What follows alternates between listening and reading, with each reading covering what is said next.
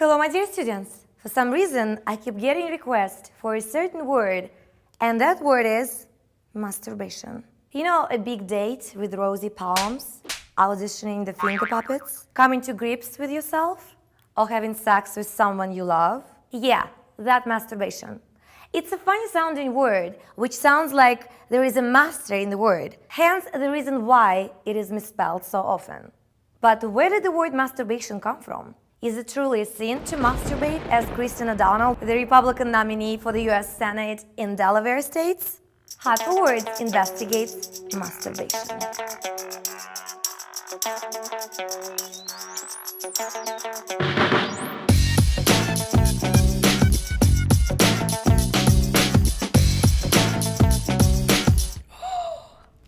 Masturbation and stupidity are linked etymologically? I know that masturbation makes you blind, but it also makes you stupid?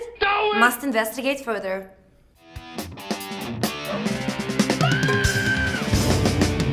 Hot for words. Okay, I'm back and I learned some interesting facts.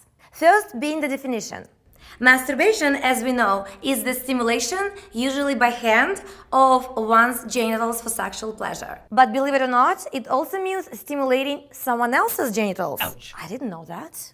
The word masturbation comes to English from the French masturbation, which in turn came from the Latin masturbatus, which originally came from manstuprare, from manus, meaning hand, where manual comes from, and stuprare, meaning defile, related to stupere, where stupid comes from. Okay, so that's the connection to stupidity, from the defiling part. To sum it up, masturbation was the defiling or dishonoring of oneself with the hand. That made its way to English in 1766, from Latin by way of the French. But what was it called before 1766? And why is masturbation dishonoring oneself?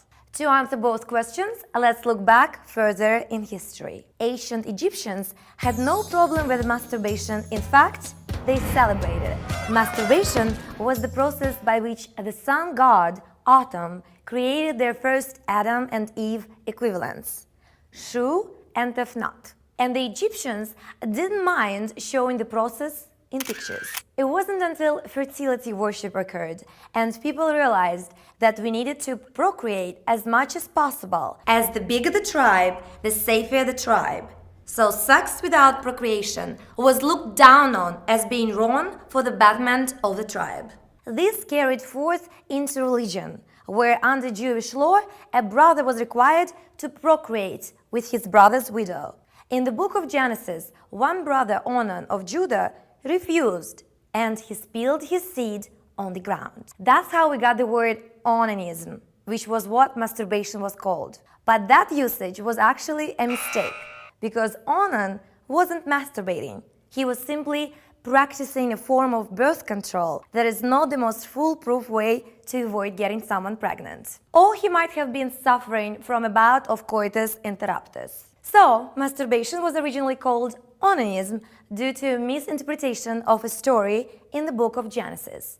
And the evilness of masturbating came about from the fact that it was a lot safer to procreate as much as possible in the old days so that your tribe could be bigger and more powerful and wouldn't get wiped out by other larger tribes. That's where O'Donnell seems to be getting her idea from, that masturbation is bad. But these days, the tribe has gotten too big.